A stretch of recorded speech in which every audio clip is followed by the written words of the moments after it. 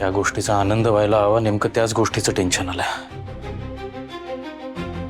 Advance देणार नाही म्हटल्यावर सगळी ऑर्डर आपल्या पैशाने पूर्ण करावी लागणार आहे. पण स्टॉकच नसेल तर ऑर्डर पूर्ण कशी करणार आहोत आपण?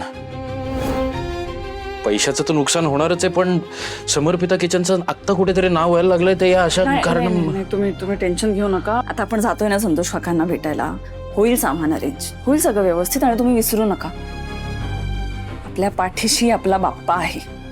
हा, चला लवकर आपण भेटून येऊ त्यांना. चला.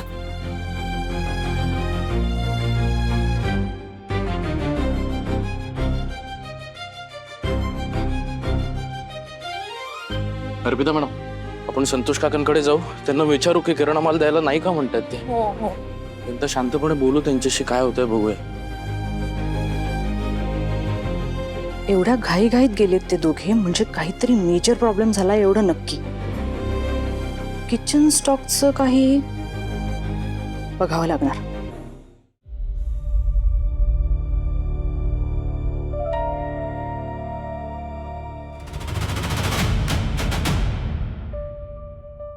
झालं उंडारून? हा दीदी, काडीची मदत नाही हा तुझी मला. किती तोंड वाजवायला लावणार आहेस ग? हा, एकतर या पावसाळ्याच्या दिवसात या पालेभाज्या निवडायच्या म्हणजे, आणि त्यात तू अशी बाहेर. आई, हे जरा बाजूला ठेव. आधी मी काय सांगते ते ऐक. काय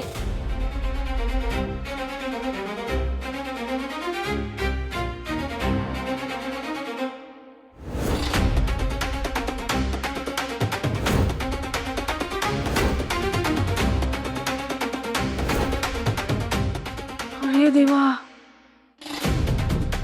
अरे काय सांगतेस तू हे? झालं म्हणजे परत एकदा टेन्शन. सगळ्या मेल्या अडचणी येऊन ना या पैशापाशी येऊन थांबतात. आई, मला वाटतं ना समर्पिता किचनला ग्रहण लागलंय, ग्रहण. जरा गोष्टी मार्गी लागायला लागल्या ना की काहीतरी प्रॉब्लेम होतो. मला ना हे सगळं विचित्र वाटतंय बघ. म्हणजे काही साधं सुद्धा नाही वाटत आहे. म्हणजे बघ ना, आपला समीर किती सरळ मार्गी आहे ना, कुणाच्या आध्यात ना मध्यात, किती मन साफ आहे त्याचं. मग हे असं अचानक ते मालाचा स्टॉक असं अचानक बंद का केला त्या लोकांनी? काय माहिती. मी सांगते.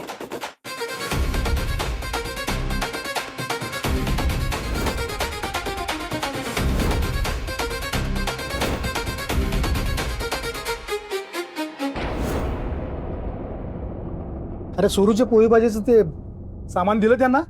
काका ऐका ना, हे बघा असं अचानक नका ना क्रेडिट बंद करू. अरे आला का भूषण? तुम्ही म्हणता ना की आम्ही मुलांसारखे होत तुमच्या, मग आता आम्ही नवीन काहीतरी सुरू करतोय तर आम्हाला तुमच्या सपोर्टची गरज आहे ना. अरे राजा, काय झालं त्याचं? तुम्ही असा अचानक सपोर्ट काढून घेतला तर कसं करणार ना आम्ही. हे बघ समीर, मी इथं धंदा करायला बसलो. ही समाजसेवा वगैरे मला काही कळत नाही. आणि तुम्हाला क्रेडिटवर माल देऊन देऊन माझं कंबरड मोडकळी झाल्या. वरून सीएन गावा पकड. आता मला होणार नाही होणार. रोकड असेल तर माल घेऊन जा. अरे काय झालं त्याचं? काका काका, हो काल परवापर्यंत उधारी द्यायला तुम्हाला काहीच प्रॉब्लेम नव्हता, मग आज आता आहे ना प्रॉब्लेम. धंदा माझा आहे, दुकान माझं आहे. कसा धंदा करायचा ते मी ठरवणार. का आपलं इतक्या वर्षांचं नातं आहे अहो. तुम्ही एकदम असं म्हणजे बघा, आत्ता सपोर्ट करा तुम्ही आम्हाला. एकदा का सगळं सेट झालं ना की आम्ही रोख पैसे देऊन सामान घेत जाऊ. हो. हे बाबा, इतके दिवस दिला ना माल, केलं ना आपला आपला म्हणून क्रेडिटवर माल दिला ना तुला. आता नाही जमणार मला. सगळं डोक्यावरनं पाणी चाललंय. जा, एकदा सांगितलं ना तुला, काही होणार नाही. तुझाही वेळ घालवू नको आणि माझी धंद्याची खोटी करू नको. निघा बाबा.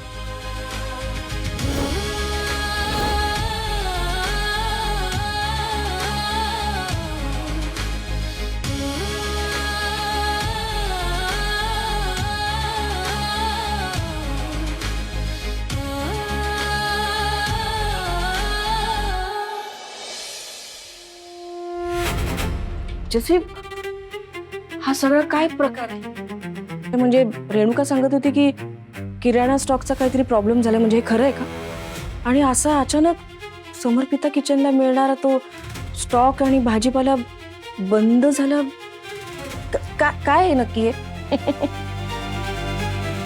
समीरचे ही तर फक्त सुरुवात आहे. पिक्चर तर अजून बाकी आहे.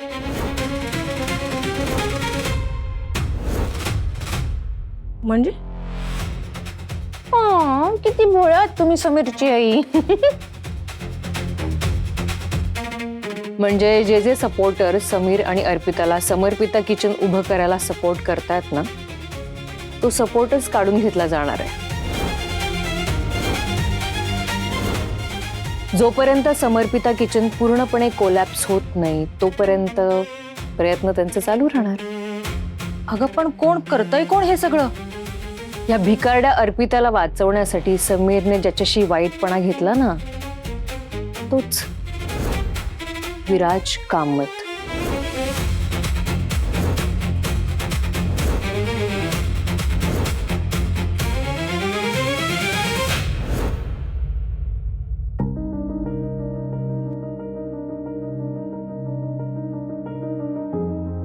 अर्पिता, समीर, तुम्ही दोघं इथे?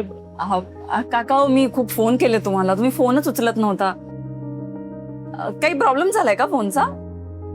नाही, तुम्ही ते भाजी घेऊन येणार होतात ना, घरी आला नाही. नाही अगं, ते माझी थोडी तब्येत ठीक नव्हती ना, म्हणून त्यामुळे मला नाही येता आलं. बरं बरं, ठीक आहे, हरकत नाही. तुम्ही आराम करा, औषधं घ्या. आम्ही आलोय ना, मग आम्ही घेऊन जातो भाजी. नाही नको. नाही म्हणजे आज भाजी ताजी नाहीये म्हणून. भाजी ताजी नाही? एक मिनिट.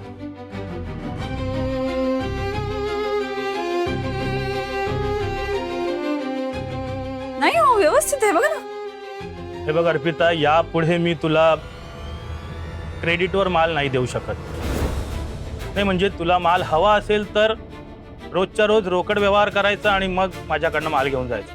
अहो काका, पण आपलं बोलणं झालेलं ना की महिन्याच्या शेवटी आपण हिशोब करू. मग अचानक काय झालं? बघा, माझ्या मुलाने मला सांगितलंय की ह्या अशा उधारीच्या धंद्यामध्ये काही फायदा होत नाहीये, त्यामुळे तुला मालासाठी दुसरा कोणीतरी बाजारात शोधावं लागेल. ठीक? काका, अर्पिता मॅडमने आजपर्यंत तुमचे पैसे कधी बुडवले नाहीये आणि यापुढेही नाही बुडवणार. आम्ही काही कुठे पळून नाही चाललोय ना, उलट आता तर आमचं किचन सुरू होतंय. हो काका, प्लीज. हे बघा, आम्ही विनंती करतो. माझं काही चुकलं असेल तर तुम्ही सांगा ना मला, पण असं अचानक डोक्यावरचा हात काढून घेऊ नका हो. तुम्हीच बोलता ना मी तुमच्या राधिकासारखी. मग राधिका समोर उभी असा विचार करा आणि प्लीज मदत करा मला.